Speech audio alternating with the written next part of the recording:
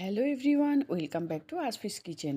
আজ আপনাদের সাথে শেয়ার করব সুস্বাদু শাহি গাজরের হালুয়া রেসিপি। কিভাবে ঝটপট বিকালের নাস্তায়, ইফতারিতে বা অতিথি আপ্যায়নে তৈরি করে নিতে পারবেন সুস্বাদু গাজরের হালুয়া। আসুন দেখে নিই। গাজরের হালুয়া তৈরি করার জন্য চুলায় প্রথমে একটি প্যান নিয়ে নিলাম। ননস্টিকি প্যানের মধ্যে আমি গ্রেট করে রাখা গাজর কুচি দিয়ে দিচ্ছি।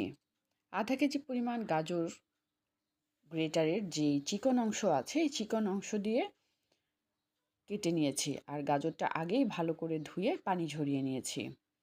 এবার এই গাজরটাকে প্রথমে চুলায় আস্তে আস্তে করে একটু ভেজে নিব, তাহলে যেই এক্সট্রা পানি আছে এই পানিটা শুকিয়ে যাবে। এরপর একে একে এখানে ফ্লেভারের জন্য দিয়ে দিব দারুচিনি, এলাচ, আর দিয়ে দিচ্ছি 1 কাপ পরিমাণ চিনি। চিনির পরিবর্তে চাইলে আপনারা গুড় ব্যবহার করতে পারেন, শীতকালে পাটালি গুঁড়ও ব্যবহার করতে পারেন। এবার চিনির সঙ্গে ভালো করে নাড়াচাড়া করে মিশিয়ে নিতে হবে যতক্ষণ পর্যন্ত না চিনিটা গলে যায়।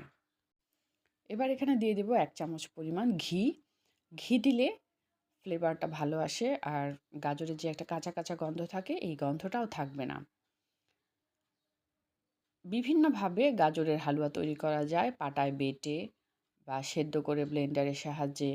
এইভাবে তৈরি করলে সবাই খুব পছন্দ করবে। এবার দিয়ে দিচ্ছি কিশমিশ এবং বাদাম কুচি। আপনারা পেস্তা বাদাম বা কাজু বাদাম স্লাইস করে কেটে কেটে দিতে পারেন, আর লাস্টের দিকে ঘি আরেকটু দিতে পারেন।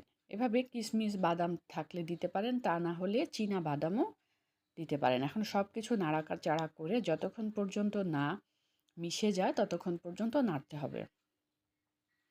আমি এভাবে 10 মিনিটের মতো নাড়াচাড়া করে মিশিয়ে নিয়েছি। গাজরে চিনিটা গলে গেছে, আর এক্সট্রা যে পানি ছিল পানিটাও শুকিয়ে গেছে। এখন আমরা যত বেশি একটু শেষের দিকে চুলার আঁচটা কমিয়ে আরও কিছুক্ষণ নাড়াচাড়া করে নিব। আর এখন এখানে দিয়ে দিব দুধ। 1 কাপ পরিমাণ লিকুইড দুধ আমরা দিতে পারি, আর লিকুইড দুধ না থাকলে সেক্ষেত্রে আমরা দিতে পারি গুঁড়া দুধ গুলিয়ে, তাহলে টেস্ট আরও বহুগুণে বেড়ে যাবে। এবার নাড়াচাড়া করে মিশিয়ে নিব। সব উপাদান যেহেতু দেওয়া হয়েছে আর দুধ মিশে গেছে, চিনি, সব উপাদানগুলো মিশে যখন পারফেক্টভাবে মনে হবে যে নিচে আর কোনো রকম পানি লেগে নাই, সফট হয়ে গেছে, এই মুহূর্তে শেষে আরেকটু চাইলে ঘি দিতে পারি, তাহলে ফ্লেভারটা পুরোপুরি আমাদের কাছে এসে পৌঁছাবে। এখন পছন্দ মতো একটি ডিশে সার্ভ করে নিব, আর ঠান্ডা হলে আমরা পরিবেশন করব। আর ডেকোরেশনের জন্য উপরে কিশমিশ বাদাম ছড়িয়ে দেব। খুব সহজেই রেডি হয়ে গেল সুস্বাদু শাহি গাজরের হালুয়া। এভাবে শাহি গাজরের হালুয়া তৈরি করে আমরা ঝটপট বিকালের নাস্তায় অথবা ইফতারিতে বা যে কোনো অতিথি আপ্যায়নে তৈরি করে নিতে পারি।